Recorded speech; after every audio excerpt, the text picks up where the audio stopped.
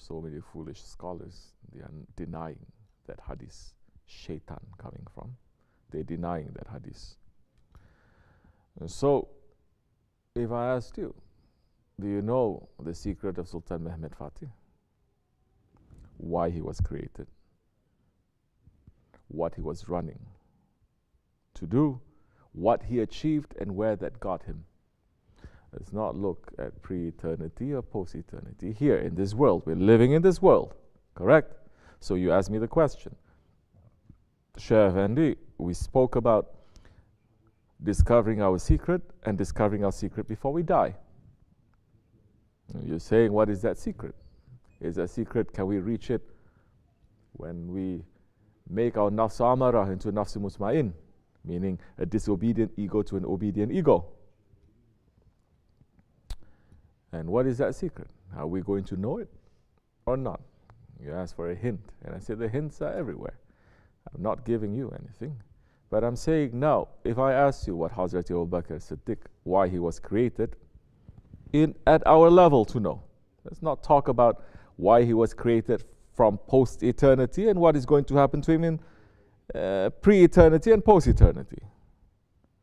Just in this world. And I asked you, do you know why he was, what he was created for, what he was running to do, and which level, which maqam he achieved? You said yes, it is clear. He was created to be the strongest support to the Holy Prophet ﷺ, his best friend, the second of the two. The second in reality, the second in creation. You understand? Did he, now he was created, did he run to give everything to the way of the Prophet ﷺ? Of course he did. Did he achieve that high station? After one of his titles is also Amin. His title is Siddiqul Akbar. One of his titles is also Amin. Was that also, sit down, was that also achieved? Did he achieve it? Yes, he did. Correct? And I ask you again, but what about Hazrat Ali? Yes. Yeah. And if I asked you, what about Sultan Mehmed Fatih? He discovered his legend, correct? Now, you see that those are all not hints, those are proofs of them at this level that they discover their secret. And every single one of them, I just name a handful out of, say, millions. And every single one of them, what was their secret closely connected to? Serving who? Islam. Serving who? The Prophet ﷺ. Running to please him. Now, if you're asking me, what is your secret? What is your work? What is your job? I'm just going to tell you very easy. And I break it down very simple for people. Okay? For you, what is your work? Is it a secret? Is it hidden from you? What you are supposed to do for you, not looking at others, you. What you are running for. What you have been sent down to serve what? In this way. Are you doing that day and night? Are you being busy with that? Yes. So you're well on your way. This is your journey. There are so many who have not discovered that yet. They have not. They're coming and going for years, but they have not discovered that yet.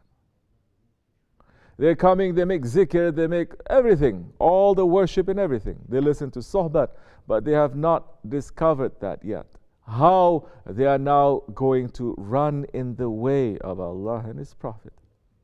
Not just to sit in the way of Allah and His Prophet. To run. The way that the Sahabe Kiram, they ran in the way of Allah and His Prophet. The way that the awliya Allah, the way that the tabi'ins, the way that the Ottomans, they were running.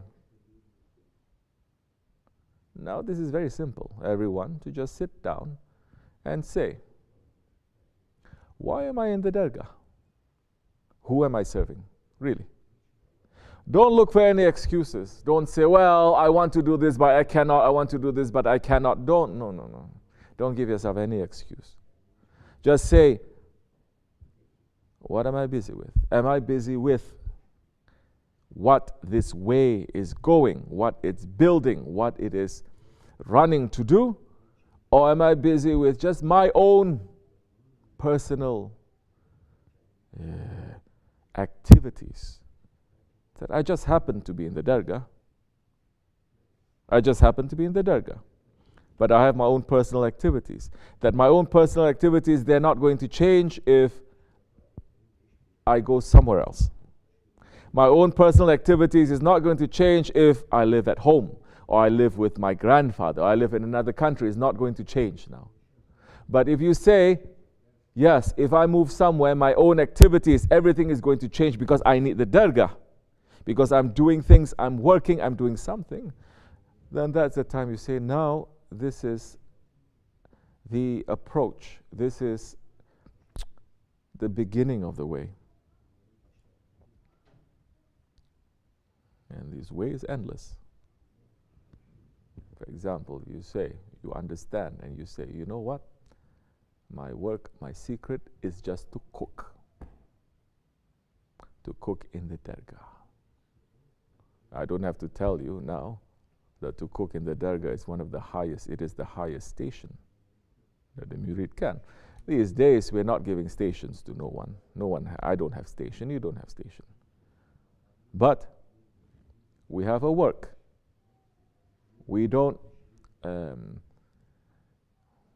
we are not under any illusions or delusions to say that even if we are put in that station, that we are worth to do that.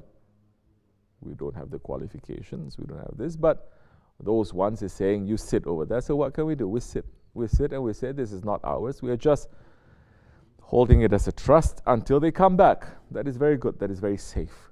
But majority thinking they are achieving somewhere. In tariqah, they're achieving somewhere. Some, they say, this is my station. I'm not going to give to you. No one else can take this station from me. Bruh, nothing is ours. Not even the station is ours. It was there before we came. It will be there when we go. No title, no nothing.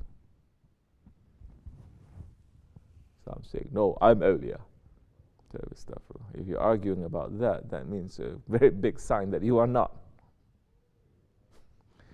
One thing, one word from the Prophet ﷺ for the wise believer is going to understand. Prophet ﷺ is saying, no one thinks that he is a hypocrite except a believer. Only a believer would think that he is a hypocrite. So how that time, if you're a saint, you can claim that maqam is yours.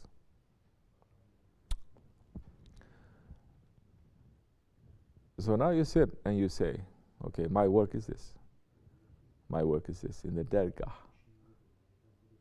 In the dargah. So ask yourself, what is my work in the dargah? What am I doing? What am I contributing? What am I putting?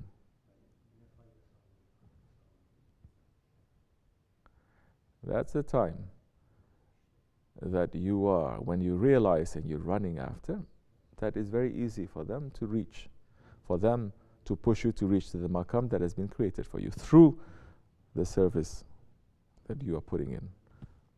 Hazrat Sultan Mehmed Fatihan, Hazrat Lari, everything that he did, it was a service.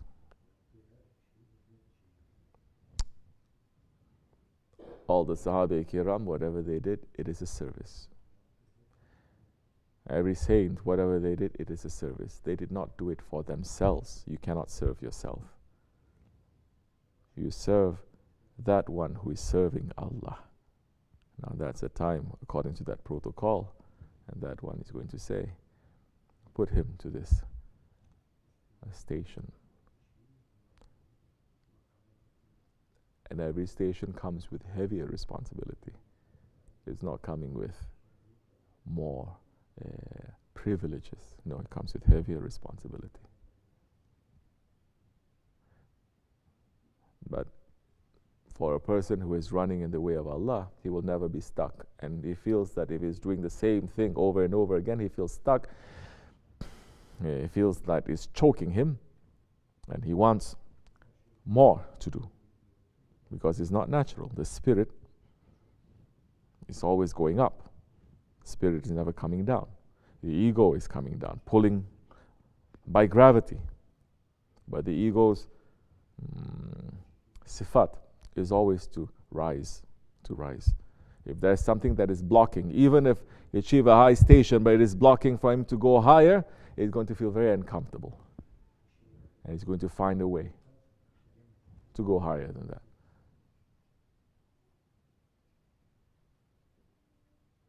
Whatever that we're doing now, yes, it is also preparation for other things that's going to happen. And other things that's going to happen is a preparation for more things that's going to happen. More things that's going to happen is preparation for other things, bigger things that's going to happen. It's never ending. But it is connected. If you say, I'm not going to prepare now for Mahdi alayhi salam, I'm going to wait till he comes, then I'm going to prepare. Not only you're being a hypocrite, but you're going to be completely unprepared for anything, and when the time comes, there is no time for training. It's just like some people think we are idiots. Yeah, alhamdulillah, we are. Our donkey, our nafs is a donkey, it is an idiot. But coming here and seeing everyone doing things, listening to Shaykh and his sohbat, listening to what we speak about the Ottomans, we speak about Dajjal, we speak about Mahdi alayhi salam preparing, and they come here and they say, oh, you guys are just chopping wood, you guys are going to the barn, you guys are doing construction, you're doing all this. This is preparing for Mahdi alayhi salam. How is preparing Mahdi alayhi salam? By going to the barn to shovel the manure. Of course, the person who speaks like that, looking down to the job and the work of a shepherd, you're looking down to the prophets in reality. Because every prophet was a shepherd, and every prophet did the work of what we are doing now, alhamdulillah. That kind of work is not open to every tariqat person too. Go look. Go to other dargahs and see whether that is going to be open or not. But they forget. Those ones, may Allah protect us, but those ones definitely would not have survived the 13 years in Mecca. They would not survive the 10 years of Medina, where there was every hardship, where there was every routine, where there was everything that no real worldly hope except for the words of the Prophet ﷺ. It's only words, correct? That is showing faith, that they had faith. These ones, they have no vision, they have no wisdom, they have no intelligence, definitely no faith. Prophet ﷺ, when he was digging the trench for the war of Uhud, there was a big rock, and he struck the rock 3 times, and every time he struck the rock, and there was a big, how you say it? A spark that happens. Big sparks, first, second, third time. And vision opened to the Prophet ﷺ, and he said, in the first spark, I see, I'm paraphrasing, say, our enemies, the Byzantines, they are falling. I see the Persians, they are falling. I'm seeing this one falling. All the enemies, meaning what? It's like if we are working in the barn and there's a big rock, and Shaykh Effendi is trying to remove that rock with today's modern times, so maybe with hands and sometimes with other tools, sometimes with heavy machinery. Then something happens and he says, I'm seeing we're going to bring down Russia. I see we're going to bring down China. I see we're going to bring down different regimes. And we're a handful of people. We have no money. We have no influence. We're not interested in money and influence anyway. That Prophet ﷺ at that time was only a small group of people. And he's promising the people, the believers who believe, that we're going to bring down the world's superpowers at that time. And they believe. They believed, they had faith. Oh, and that person who questioned that was from Tariqat too. I mean, other Tariqats, but still Tariqat. So saying, how is this preparing for Mahdi alayhi salam? And we say, for you, nothing. Nothing. For you, even if you do everything, is nothing because you don't have faith.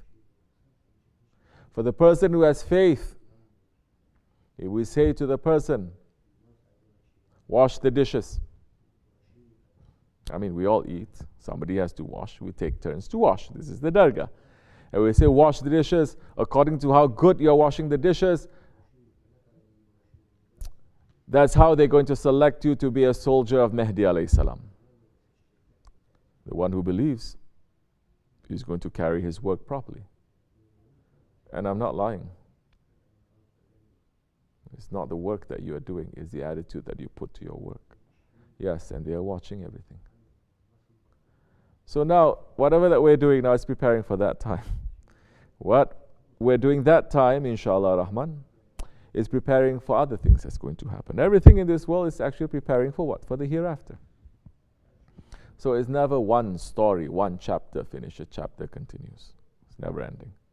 You understand? The wisdom is to know which chapter you are in right now and what is your work right now that you are doing. And to be busy with that. We're saying, don't be too busy with your own dunyas. You did not come out from this world, from the dunya, to come to the top of a mountain, to be in the dargah, to be in another dunya. You are stuck, things are difficult. Pray hard. Ask for help. Things are going to happen. But when you're asking for help, don't be stubborn and don't be arrogant. When the help is coming, if you're not consulting, you may reject the help that is coming from Allah. Just like the drowning man who asked Allah to save him, then Allah sent a ship and he says, no, I'm not going to get help from the ship because I ask only from Allah. You understand? So look to see what our work is. If you don't have a work, find your work. This is not the place where you're going to say, you do this, you do this, you do this, because there is no compulsion in religion. There is no forcing. Did I ever tell you what to do? Did I ever tell you what to do? How to work in this dargah? Did I ever tell you what to do? Did I ever give an order to any one of you, women's or men's, to say, this is your work, you must do this? No. Your heart must be working, and then your heart is pulling, and you say, well, let me help this. I like to do this. I'm pretty good at it. There's an opening. Let me do this more and more. Then we say, you're comfortable there? Yes, I'm comfortable there. I never told you. Did I ever tell you, Ashik? No. You just fall to that direction, correct? Everything has to happen naturally in tariqat. When your heart is working, then it's going to fall. You're going to find a way. May Allah make it easy for us, inshallah. This much is enough. Al-Fatiha. Ameen. Assalamu alaikum. This is for men and for women. This is not just for the men, for the women too. Women have more work. We haven't really started that. But not to be busy with just each other. Just be cool. Don't get too emotional about things. Any questions?